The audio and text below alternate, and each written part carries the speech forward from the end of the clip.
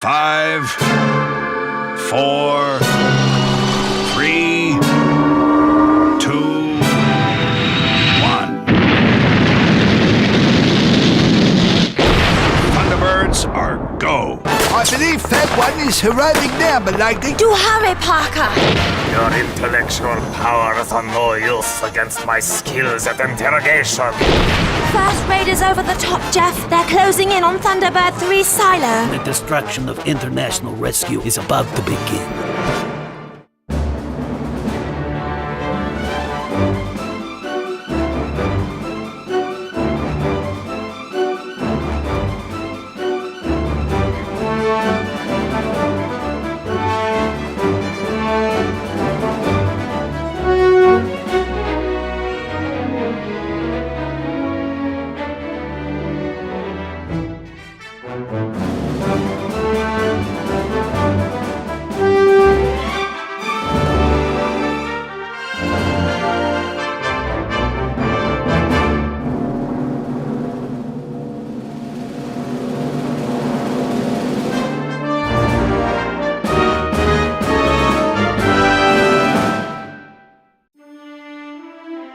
Hello there, I am John Coleshaw. I am playing Parker, who I'm very fond of. Everybody's fond of Parker. If we could solve this puzzle, that would tickle my senses pink. And Jeff Tracy, the hero who keeps everything in line and on track. Come on, Penny.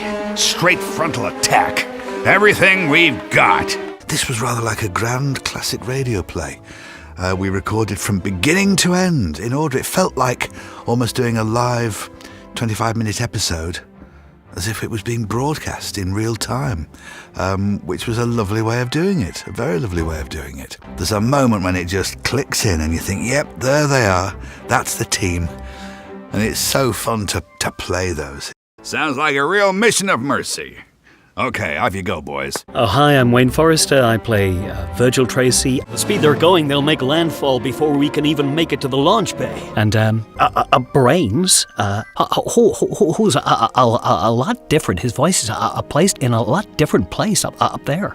That's it, Mr. Tracy. For now, at least, the Hood can no longer menace our organization. Bit of an alarming title for me with Brains is dead. The action sequences in this are really quite intricate. There's a real direct head-on attack at International Rescue. I don't think we've seen anything quite like that in other episodes. The Hood must be obeyed. I think we all feel the same way. It's just lovely to be all in the same studio together after so long, catching each other's eye during some funny bits, some funny moments, and it's just lovely to have that connection again. My name is Genevieve Gaunt, and I am Lady Penelope. It's awfully good of you to call. Have a seat. I'll just ring for Parker. I love all the technical innovations that come up in these scripts, like a secret storage compartment in the floor or a button in an armchair that opens something. I managed to trigger the chandelier release mechanism in the arm of my chair. Good thing he was such a poor marksman. He had to stand quite close. I love hearing these iconic voices come to life and being in the same room as these brilliant people doing them. Some of them playing, 2 or 3 different parts, and it does seem like we've got 8 people in this room, and I look up and of course it's, the same person doing 2 different things, so that's an absolute joy for me. Hi, I'm Joe Jameson and I play Gordon and Alan Tracy. Relax, Father. Let's cut the talking and get going. Thanks, son.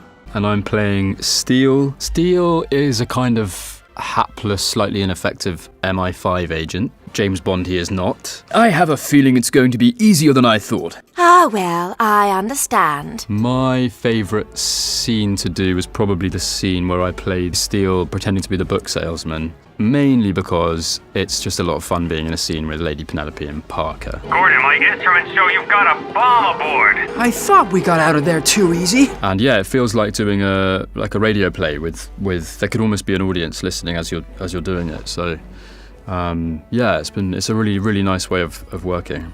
Hi, I'm Justin T. Lee, and I played Scott, John, Kirano, the Hood, and the Hood in various disguises, and I think that's it. Not even International Rescue will be able to rescue you from my power. The entire cast riffed on, because he has so many car crashes, so someone riffed on him having to, apply for car insurance, which would be a total disaster. I take my tea black as death. I see. I think historically he does a lot of monologuing, where he just talks to himself and affirms in the mirror in the morning and, reads the newspaper to himself. So anytime I was in a scene with, John and Genevieve or anybody, was fantastic. Beg pardon, milady. There's a package for you. Thank you, Parker. What a lovable character Parker is, so brilliantly created by David Graham. He's funny, he's got nous, he's resourceful, he's inventive. He's just so lovable. And you say Parker instantly. You know exactly who he is. And it makes you smile. I'm smiling now saying it. Lummy, I'm unaware of anyone who might be carrying a torch like this for me, milady. It works. What a pretty beam. Well, I never. Oh, blimey. We've lost half the table. I watched and listened to the original Thunderbirds and identified the idiosyncrasies of her voice and adopted them. Her voice, as originated and performed so beautifully and iconically by Sylvia Anderson, I feel like it comes from and suits the physicality of Lady Penelope in Supermarionation. Her cool poise, her perfect hair, her killer outfits, and of course her unflappable demeanour. Those are all physical traits that come into her voice. She is cool as a cucumber. I really am in a desperate need of new spectacles. So to replicate the voices of Brains and Virgil, I, of course, revisited the series, which was good fun to do. Brains' voice is one of the most recognisable in the show, and I tried as best as I could to recreate David Graham's marvellous character that he did in the original series. Brains has a slight faltering speech, like that. It's like a stammer, and it gives him a very, sweet, endearing quality. Radar scope blip on bearing 290. That's it! Obviously, Alan was originally voiced by Matt Zimmerman and Gordon by David Graham, and they're both, iconic, really, in those roles. So, yeah, it was quite daunting to replace them, or to replicate them, so to speak, in this. I mean, I don't consider myself to be an impressionist, so I guess I tried to capture the essence of what they did with the voices and sort of layer my own interpretation on top of that, I guess. FAB, on target. Firing now! I did try my darndest to get it as close as I could, which usually meant studying footage of the actors if I could find it. So I found footage of Shane Rimmer in things from the 60s and the 70s, and you just kind of stare at the way he's talking, because I feel like part of it is just the voice, but a real part of it is like the way their mouth is moving, how they would sound things in the 60s. So I watched Shane and Ray Barrett, and I can't profess for a second that I matched it exactly, but hopefully when you heard the story, you felt like you were with those characters. Right now, we have work to do. So let's get started.